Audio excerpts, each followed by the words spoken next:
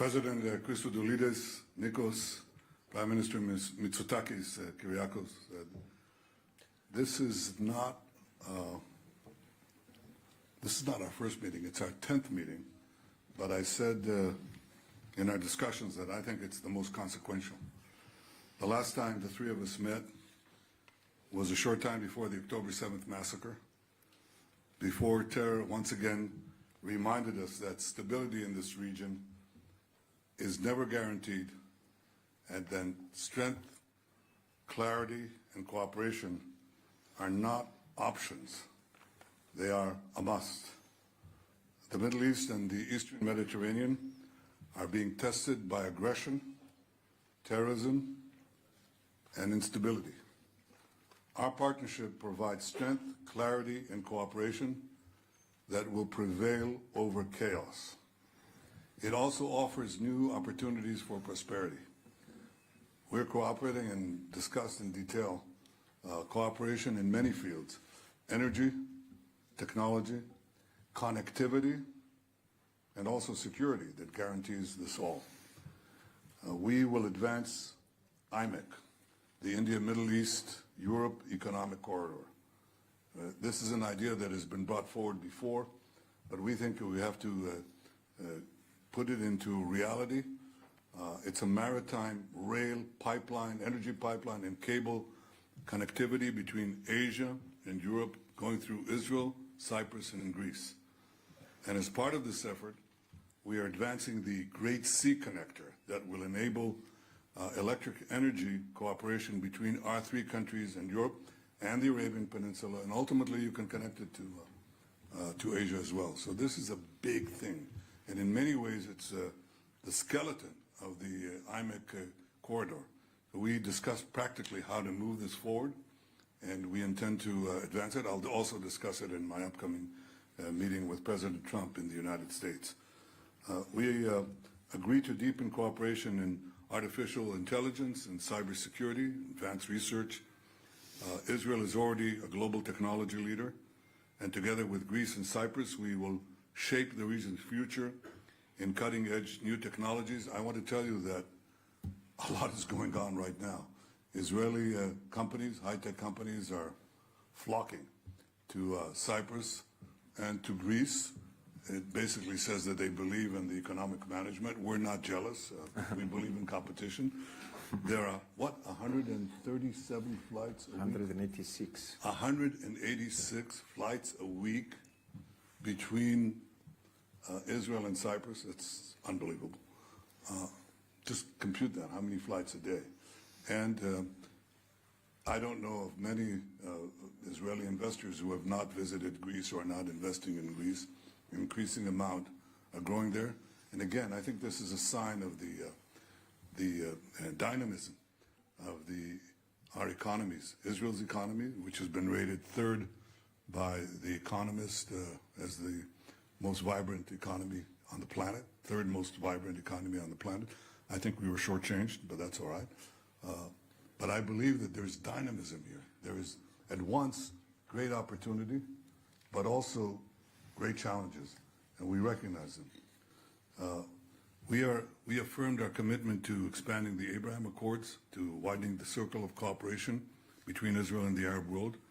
We also expressed support for Lebanon's sovereignty and for a future in which legitimate state institutions hold authority and military power, and not terrorist militias. We agreed today to deepen our security and defense cooperation. The threats we face are real.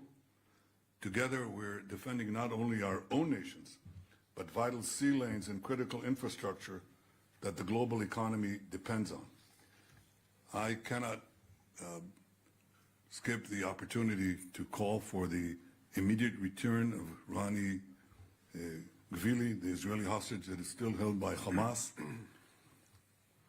This is contrary to the laws of war, and this is something that has to be completed. But we are, in general, fighting a battle for an orderly future of states that wants to seize the future against those forces who want to drag us back to a dark medieval past that has nothing to do with modernity and nothing to do with progress. Now, Israel, Greece, and Cyprus are three ancient countries with ancient peoples. Jerusalem and Athens are the foundations of Western civilization, and in Cyprus, both cultures flourished. So you have to go to the Western Wall in Jerusalem, or you go to the Acropolis in Athens, or you go to the incredible historic museum in Nicosia, which I did, and you see the glory of our past. So all three of us are very proud of our history in our ancestral homelands as we seize the future. Now, it is true that all of our countries were conquered in the past by a succession of empires. But through courage and sacrifice, we achieved our independence in modern times. Greece, 195 years ago, Israel, 78 years ago, Cyprus, 65 years ago. To those who fantasize they can reestablish their empires and their dominion over our lands, I say, forget it. It's not going to happen. Don't even think about it. We are committed and able to defend ourselves, and our cooperation further enhances that capability. Together, we three genuine democracies in the Eastern Mediterranean shall advance security, prosperity, and liberty. With God's help, we will bring a brighter and safer future to our nations and to the entire region. Together, we'll bring stability through strength, prosperity through strength, and most important, peace through strength. I wish you all happy holidays. Thank you. Dear Benjamin, dear Kyriakos, on this final day of Hanukkah, allow me to start by conveying my warm wishes to Jewish communities around the world. Regrettably, the first day of Hanukkah was marked by a horrific anti-Semitic attack in Australia. So I would like to stress once again that we stand in solidarity with all those affected and reaffirm our unwavering commitment to fighting anti-Semitism. Dear friends, today, during our deliberations, we reaffirm the strategic nature of our alliance anchored in shared values, common interests, and converging objectives, driven by a vision for regional integration, prosperity, stability, and of course, security. And I have to say that our trilateral format has further matured and deepened our cooperation in a broad range of sectors, including energy and interconnectivity, of course, security and defense, maritime cooperation, crisis preparedness and civil protection, innovation and security, as well as people-to-people contacts. The Prime Minister very correctly mentioned the 186 flights that we have every week during summertime from Israel. I'm also particularly pleased today for the revived Trilateral Secretariat in Cyprus and Nicosia, which now provides an institutional framework for task forces, working groups, and finalization and implementation of pending agreements. With regard to the situation in Gaza, we also reiterate our unwavering support for President Trump's 20-point plan and the full implementation of the United Nations Security Council Resolution 2803. Cyprus, as you know, building upon the Amalthea Plan, continues to support humanitarian assistance, security, and early recovery efforts through our 6-point plan, first presented during the Sharm el-Sheikh meeting in October, which fully aligns with President Trump's initiative, as well as through our active participation in the Civil-Military Coordination Center, always in full respect of Israel's legitimate security needs. Energy and connectivity were also central during today's discussions. We reaffirm the strategic importance of the IMEC, to which Cyprus, Greece, and Israel serve as its Mediterranean link, offering a beyond. These initiatives strengthen our trilateral, but also our regional cooperation, support diversification, and also enhance regional resilience, fully aligned with our shared objective of secure, sustainable, and interconnected energy markets. On maritime security, we stress our commitment to strengthening cooperation to safeguard sea lanes and critical infrastructure, and welcome the establishment of the Trilateral Maritime Cybersecurity Center of Excellence in Cyprus to be inaugurated in 2026.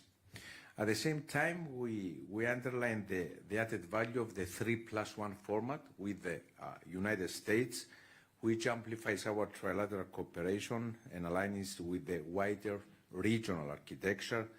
This format has proven to be a credible model for advancing stability, connectivity, and strategic cooperation, and we are committed to further reinforcing it. In the same vein, we discuss defense and security cooperation. We can do much more, and we'll do so. Also within the 3+1 framework, recognizing at the same time that much more can be achieved in the fields of counterterrorism, cyber, and energy security, always in support of regional stability. Allow me also to say that as today's summit takes place just 8 days before Cyprus assumed the presidency of the Council of the European Union, we had the opportunity to exchange ideas, especially having in mind that one of our key priorities will be the further strengthening of the European Union relations with the region, including, of course, Israel. Dear friends, our presence here today is not symbolic, it is substantive. The partnership between Cyprus, Greece, and Israel is of strategic importance, not only for our three countries, but also for our region and beyond. And together, we'll continue to work in a spirit of trust and cooperation to strengthen stability, security, and prosperity throughout the Eastern Mediterranean. Thank you, Prime Minister. Thank you. Well, Prime Minister, thank you for hosting us today in Jerusalem. And as you pointed out, this is the 10th trilateral summit between Greece, Cyprus, and Israel. And I think this reaffirms the depth, the maturity, but also the strategic importance of a partnership that has clearly stood the test of time, has proven resilient and adaptable, and continues to contribute significantly to the stability and security in the Eastern Mediterranean. Let me also echo what Nikos said and express our profound abhorrence at the horrific terrorist attack which took place in Sydney. I extend on behalf of the Greek people my heartfelt condolences to the families of the victims, and I would also like to express our solidarity to the Jewish communities worldwide.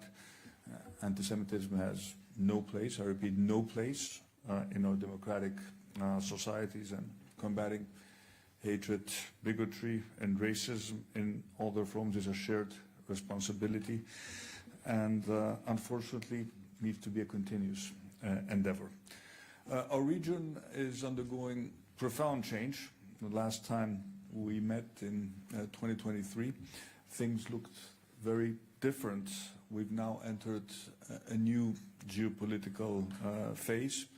This creates some serious risks, but I believe it also creates a window of opportunity to shape a regional security architecture that can deliver peace and prosperity.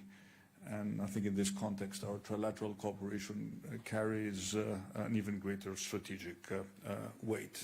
It should always be anchored in international law, guided by good neighborly principles, but this cooperation between our coastal states, three strong, thriving democracies, I think we can generate opportunities that advance the prosperity not only of our people, but also of the people in the Eastern Mediterranean in general. We spoke about the way forward in Gaza. Let me also echo what the Prime Minister said, the call for the last remaining victim from the October 7th massacre to be returned to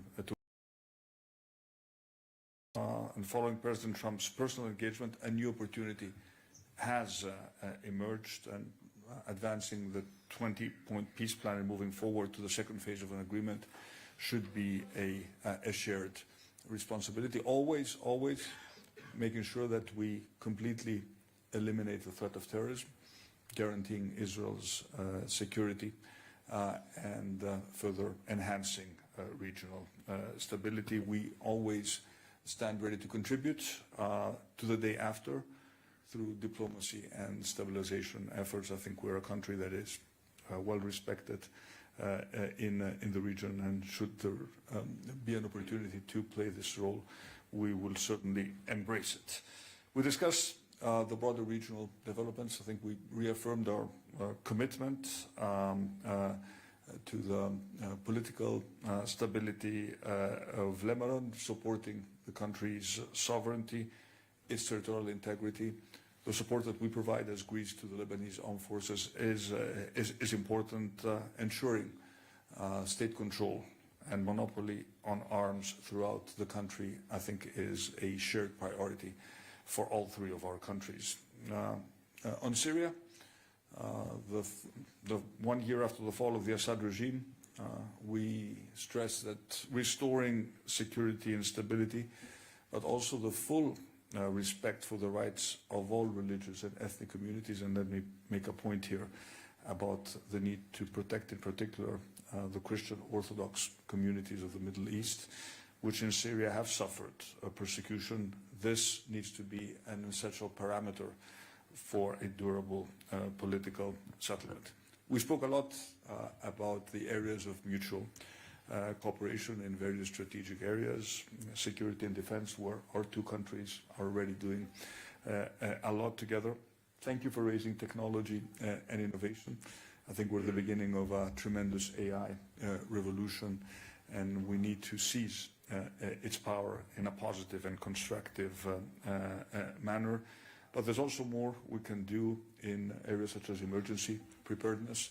We always stand shoulder to shoulder when natural catastrophes strike our countries, and I would envision a more structured way to cooperate when it comes to civil protection, in particular when it comes to dealing with wildfires, but even areas such as water management, where Israel has made tremendous progress, are becoming much more relevant for our two countries at a time when the climate crisis is already present and impacting us in numerous different ways.